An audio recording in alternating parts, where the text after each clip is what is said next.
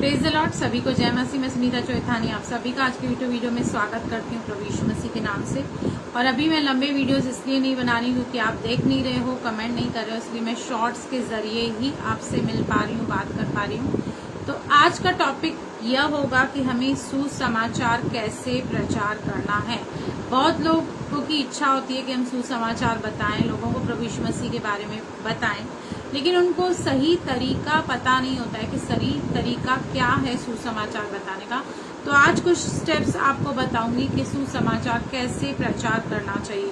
पहली बात जो तो सुसमाचार प्रचार करना है, जैसे मत्ती 28, 19 और 20 में लिखा है, इसलिए तुम जाओ और सारे जगत के लोगों को जो प्रभु यीशु मसीह ने हमें आज्ञा दी है वो मानना सिखाना है, हमें चेला बनाना है और उन्हें बपतिस्मा देना है। तो फर्स्ट ऑफ ऑल ये मैंडेटरी कंपलसरी प्रभु की ओर से आदेश है, आज्ञा है कि हम सभी को सुसमाचार सुनाना है। क्योंकि आज इस दुनिया में रहते हुए चारों ओर बुरी बुरी बुरा बुरा बुरा ही समाचार हमें मिलता है।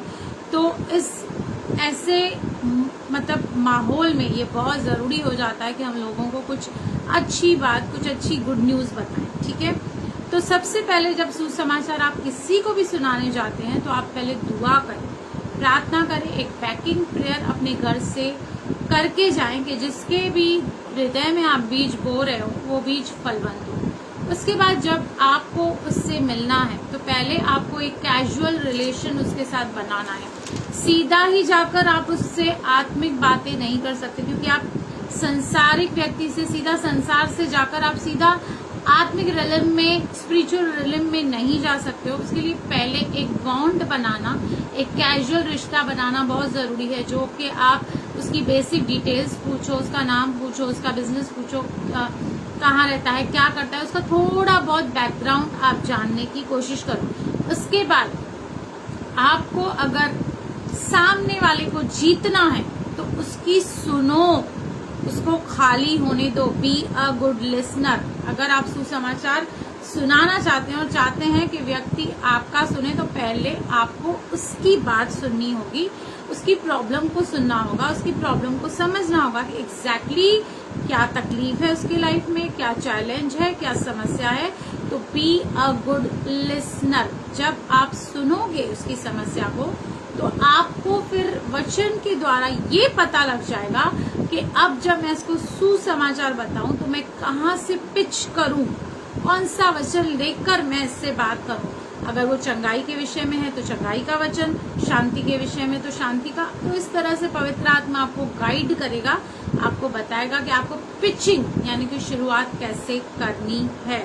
ठीक है, उसके बाद आप उसकी समस्या को सुनो, फिर आप उसको बताओ, उसके डाउट्स को क्लियर करो। क्योंकि बहुत सारे लोगों को प्रभु यीशु मसीह के बारे में बहुत सारी मिसअंडरस्टैंडिंग्स रहती है कि यहाँ पर पैसे मिलते हैं, ये अंग्रेजों का भगवान है। तो ऐसे करके उसके कुछ डाउट्स को क्लियर करो। और अगर आपको मौका मिलता है तो आपकी पर्सनल टेस्टिमनी, आप कैसे प्रभु में आए, कैसे प्रभु ने आपको जीवन को बदला, वो भी आपको बताना बहुत जरूरी है। और जब आप किसी को भी सुसमाचार बताते हो तो बहुत सोबर होके, बहुत जेंटल होके उसके सामने पेश आओ। क्योंकि यीशु मसीह को जानने और समझने से पहले आप उसके सामने एक रिप्रेजेंटेटिव हैं प्रभु यीशु मसीह के, और प्रभु यीशु मसीह से कई ज्यादा पहले आप पिक्चर में हैं। तो पहले आपको देखेगा कि आपका व्यवहार, आपका पहनावा, आपकी बातें, आपका कैरेक्टर किस रीति से है। तो एकदम खुद को उस वक्त आपको प्रेजेंटेबल, बहुत सोबर और जेंटल रखना है। और किसी को भी जल्दी से जाके न्याय मत करो, अच्छी बात बताओ, उसको एनकरेज करो उसको।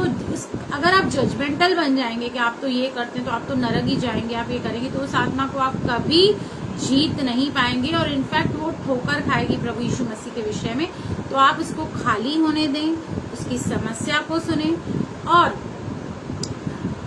जब आप सुसमाचार प्रचार करते हो वहां पे परमेश्वर की सामर्थ काम करती है, क्योंकि उद्धार पाने वालों के लिए वह क्या है, सुसमाचार परमेश्वर की सामर्थ है। तो जहां पर भी आप सुसमाचार का प्रचार करते हो वहां स्वर्गदूत होते हैं, वहां पर परमेश्वर की सामर्थ कार्य करती है। ठीक है, सुनाने के बाद आप उसको फॉलो अप भी करो, छोड़ मत दो कि आपने बताया, प्रेयर किया, चलो अभी वो आए या नहीं आए, वी डोंट बॉदर। उसको फॉलो अप करो, उसकी क्या समस्याएं, वो क्यों नहीं आ रहा है, और उसको किसी अच्छी वचन के बेस्ड पे कलीसिया में जोड़ना, प्रभु की देह से जोड़ना बहुत जरूरी है। अगर जो आपने प्रभु की देह के साथ उसे नहीं जोड़ा तो जो सुसमाचार आपने उसको बताया वो 1-2 दिन में उसके दिमाग से निकल जाएगा, उसके जहन से निकल जाएगा, और फिर से वो अपनी वही बातें करने लगेगा जो वो करता है। तो उससे कलीसिया से जोड़िए, उसको वचन की शिक्षा दीजिए, उसको फॉलो अप कीजिए, और इस तरह से आप प्रभु के लिए आत्माओं को जीत सकते हैं। तो प्रभु आपको बहुत बहुत आशीष करे। आमीन।